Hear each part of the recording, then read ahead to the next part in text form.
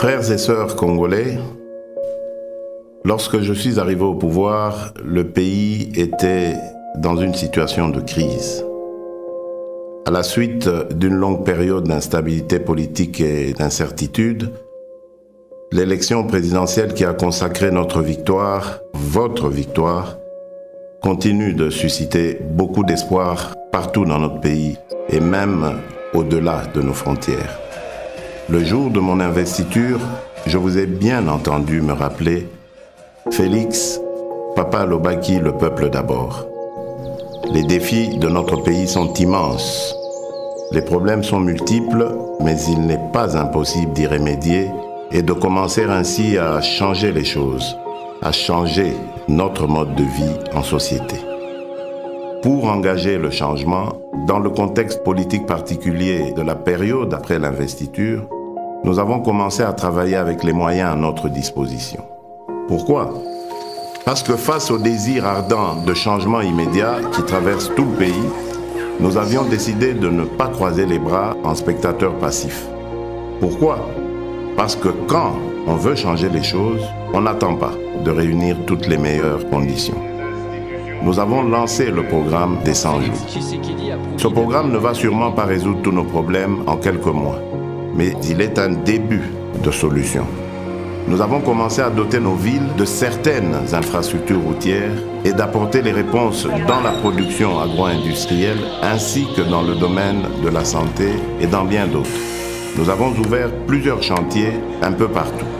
Ces chantiers, une fois finalisés, vont soulager déjà quelques-uns de nos problèmes. Certains d'entre nous pourront ainsi rentrer plus tôt chez eux et sans subir le stress des embouteillages, ou voyager plus facilement d'une ville à une autre, ou évacuer plus rapidement leurs produits et les acheminer vers d'autres marchés pour les vendre plus vite. D'autres vont enfin avoir accès à l'éclairage public, à l'électricité, à l'eau dans leurs habitations.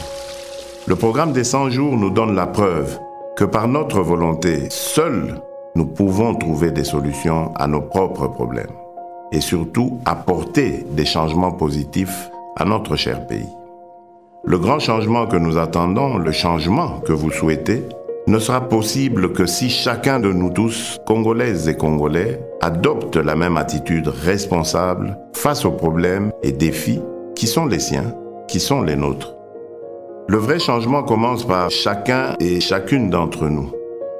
Nous devons changer et incarner le changement partout où nous sommes pour que le pays évolue. Aussi petit soit l'impact de l'action que vous pouvez prendre là où vous êtes, elle reste importante pour atteindre l'objectif, le changement. À ceux qui sont responsables de la gestion des affaires publiques, le premier signe visible du changement sera celui de votre comportement, de votre compétence dans la gestion de la mission qui vous est confiée par le peuple congolais. Nous sommes au service exclusif des Congolaises et des Congolais. Sachons désormais travailler pour le changement de notre pays. Mes chers compatriotes, chers frères et sœurs, je rêve d'un Congo meilleur. Nous avons le devoir de construire un Congo meilleur où tous les enfants, filles et garçons, ont droit à l'éducation, à la santé. Un Congo où aucun enfant ne dort dans la rue ni ne meurt de faim. Un Congo où toute personne orpheline, veuve, vulnérable ou vivant avec handicap est accompagnée par les institutions de l'État. Un Congo débarrassé de la haine et du tribalisme. Un Congo où nos femmes ne sont plus violées tous les jours. Un Congo où il n'y a plus de guerre. Un Congo où il n'y a pas une province contre une autre province. Un Congo où il n'y a pas ceux de là-bas et ceux d'ici. Un Congo où il n'y a pas ceux d'une église contre ceux d'une autre église. Un Congo où il n'y a pas un camp politique contre un autre camp politique. Je veux un Congo où il n'y a qu'un seul camp, le camp des Congolais unis et fiers de notre riche diversité. Un Congo de changement des mentalités. Nous avons le devoir de porter le grand rêve et de redonner de la grandeur à notre pays. De bâtir un Congo debout et digne, un Congo des travailleurs responsables, vigilants et gardiens de nos lois. C'est le Congo que je veux pour nous tous. C'est ce Congo-là, notre Congo, pour lequel vous m'avez donné le mandat. Ce Congo est possible si nous acceptons de changer dès à présent.